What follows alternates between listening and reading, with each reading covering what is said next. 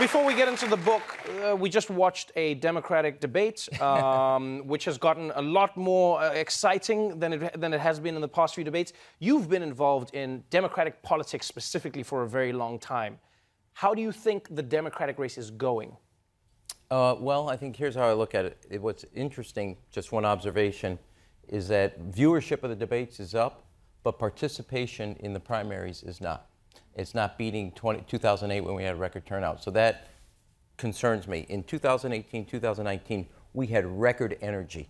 And right now, the debates are not producing the type of energy you want to see. So I have a small flashing yellow light saying a little concern on that. It can always flip, but right now I'm a little concerned about that. Oh, right. And also the other thing is that I have a new respect for my family Thanksgiving dinner. It looks a lot calmer compared to this. It does seem like it has become a lot more testy. You know, Bloomberg stepping into the race might have been a catalyst, but it feels like as the field narrows, people are going to be fighting. The stakes are higher. Yeah. You were in the DCCC. You have been part of helping Democrats win major elections, you know, helping Bill Clinton become president, working with Barack Obama as his chief of staff. Here's a question that maybe you would be mostly uniquely positioned to answer. We have two mayors on that stage. Three previous mayor with right. Bernie Sanders, yes, but two mayors, you know, who've just stepped out of being mayor, saying that they want to run the country as president. Yeah. Does a mayor have the prerequisite experience to run a country? You've worked with a president and you've been a mayor. How much of it gives you the experience you need? Well, first of all, a lot. The number one job before being for president was governor.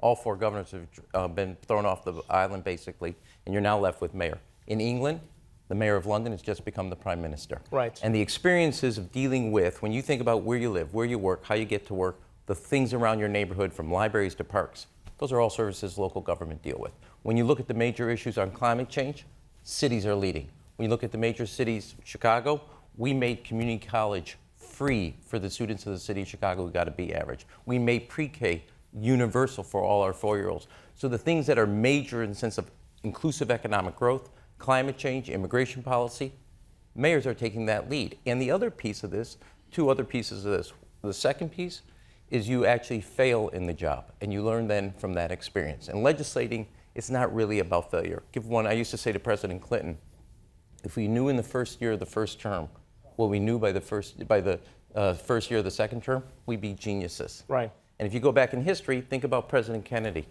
He had the Bay of Pigs, a mess. Realized the Joint Chiefs didn't know what they were talking about, took a study of it, and when it came to the Cuban Missile Crisis, he knew how to handle it. And mayors stumble all the time. And then the other piece of that, and then pick themselves up, learn from it, and apply it future. And then the third piece... But wait, let me ask you this before you go to that, though. So if that's the case, if mayors are running the world, then why is everyone running to be president? Well, because it still has... The challenge you take on, not every mayor is running to be president, but I think the real thing is what is happening is you have a global economy, but all politics is local. And 75% of the American people have confidence in their local government, and that number's in the mid-20s for national government. And I do also think one other thing. We're really ripping apart. In the city of Chicago, this is true in New York, it's true in LA, it's true in a lot of cities of all sizes. We have 145 languages spoken in our city. Many different faiths, cultures, backgrounds, but the aspiration of a parent, regardless of where they came from, is the same for their child. And mayors form a community and a sense of belonging. And in a period of time of alienation and distance, that sense of belonging gives you something that is really an asset going forward, where your diversity really can become a strength rather than a liability. So let me ask you this then about the book, because I understand what you're saying about, you know, being a mayor who's bringing people together. In the book, you talk about the journey that you've been on as a mayor. You talk about the challenges that you face, you know, on a day-to-day level, working for your constituents directly. Is there something that makes being a mayor unique in how you're dealing with people versus just larger issues? Yeah, I mean, there's a part of the book where I talk about, you celebrate together. You have pain together, you have moments of joy, and then you work through a lot of issues. You are in touch with the people, and in many ways, people give you, especially in Chicago, there's thumbs up and there's another digit they can also tell you. And that happens all the time. And I think that happens that was a cleaned up version for me. I'm proud of myself. That's very unusual for me. So the fact is, that's what happens. But also you can be there and I will say this, when I created the Chicago Star Scholarship, you got to be average, we make community college, transportation, books free. I saw the relief on parents' face, that they didn't have to pick which child got a chance to go to college. They didn't have to take a second mortgage on their home to give their child a chance at the American dream. And the relief of the sense that they could be a good parent and see what they could never get for themselves, but for their children, that can only happen at a local level. Now, I would love to have had a federal partner, right? But I had to make sure every child had a chance at that future. And you do talk about that, and you have been given a lot of credit for what you've done in the education space in Chicago. At the same time, you've taken a lot of fire, for closing. In education. Right, in education as well, but you've taken a lot of fire for closing down schools that were predominantly black or Latino. People have said, Mayor, why did you close down those schools in areas where people needed it the most? You know how important it is to have black and brown kids in school learning, growing. You closed those schools down because you said they were underperforming. A lot of the teachers went on strike and they said you weren't catering to their needs. Where do you think you could have done better, or what do you think you could have done differently? So the first part is, when I ran in 2011, Chicago had the shortest school day and the shortest school year in the United States of America. I made a pledge to get that done, that our children were not going to be cheated 3 years of education compared to a child in Houston. Now, I could have said, hey, when I got elected, this is really hard, and then people be angry I gave up on a pledge. I made that pledge and I wanted to see it through. It led to a 7-day strike, but in the end of the day, our graduation rate went from 56 to nearly 80%.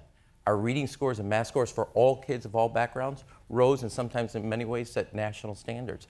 So being a mayor, if all you want to be loved, don't run for that job. Right. If you want to make a decision where the decisions you make and you put your thumb on the scale, and the difference between a 56% graduation rate and an 80% graduation rate is kids can believe in themselves and they have a chance at a future.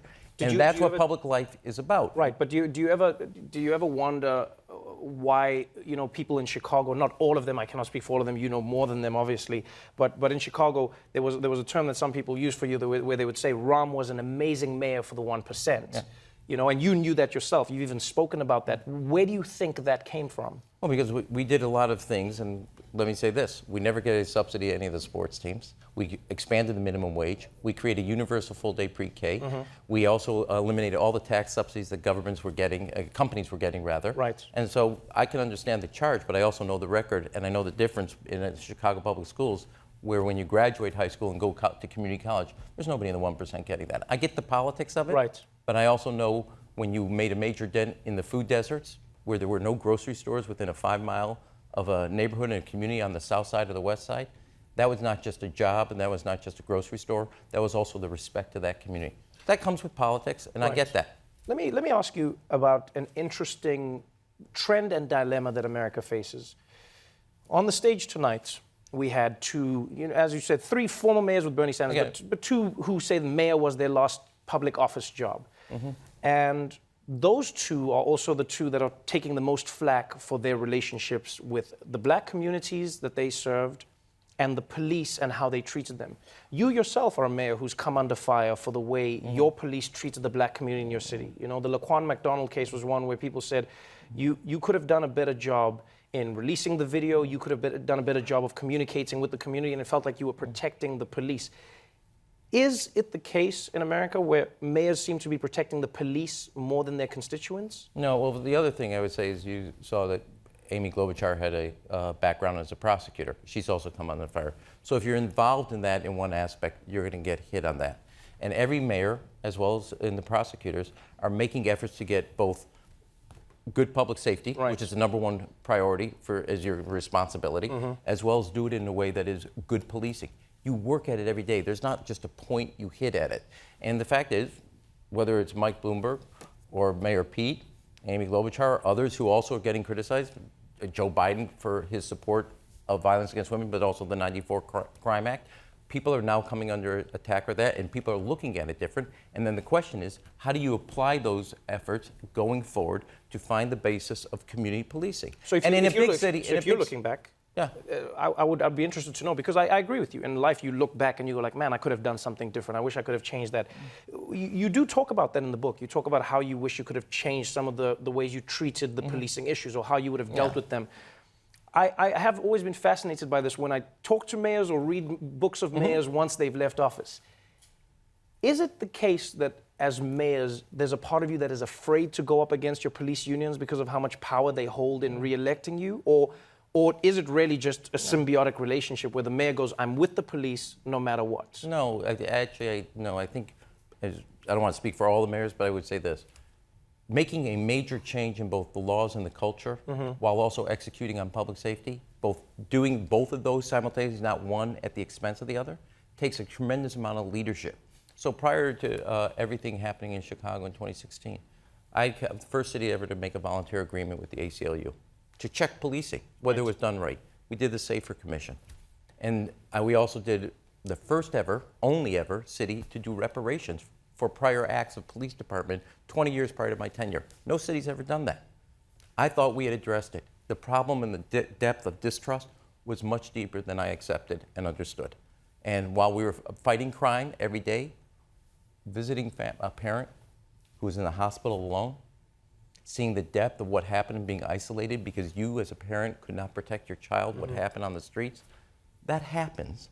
And then at the same time, you're trying to make changes to the police department. You're trying to do both of those. And so what you understand is that the problem is a lot deeper than people understood and appreciated. And the fact is you have to make changes because policing needed some of the insurance, oversight, and regulations that had not kept up with community policing and make it true community policing. I have one final question for you before we let you go. I could talk to you forever about the book and your job, but you did it. From the few things you've said, not just in the interview, but in the book, you've said it's not easy. It's a thankless job. Everyone's going to hate you at the end of it. You're going to do your best and you're going to work your hardest. Knowing what you know now. It's not like a comedy show. Yes, knowing what you know now. It could be like a comedy show. Knowing what you know now, would you do it again? Oh, absolutely. Let me say this. I've had the greatest public life. Working for a senior advisor to President Clinton, Congress, chief of staff for President Obama, mayor. Mayor over here, all those three together, mayor's far better. The highs are unbelievable. The lows are unbelievable. But as mayor of the city of Chicago, I now know that children at the age of 4, not at the age of 6, get an education. We added 4 years to a child's education. You can't do anywhere, and you know the trajectory of their lives because you did that. You were willing to spend your political capital and your popularity to make a difference in a child's life. But former life, I was going to become an early childhood educator. Not that I would recommend you give your kids time with me, okay, in that effort. But having known that, then known that you can make and to take on a battle and change a person's life and the trajectory. You know, there's a saying in Rabbi Hillel, who are you if you're not for yourself? What are you if you're only for yourself? If not now, then when? My late father said that to me on my bar mitzvah. And he says, your responsibility now that you become a Jew and an adult is to know that you can make a difference in somebody else's life. That is the most rewarding thing you can do in public life, is give somebody else a chance of having a better life. I loved it. Well, thank you so much for being on the show. The Nation City is available now. Rahm Emanuel, everybody.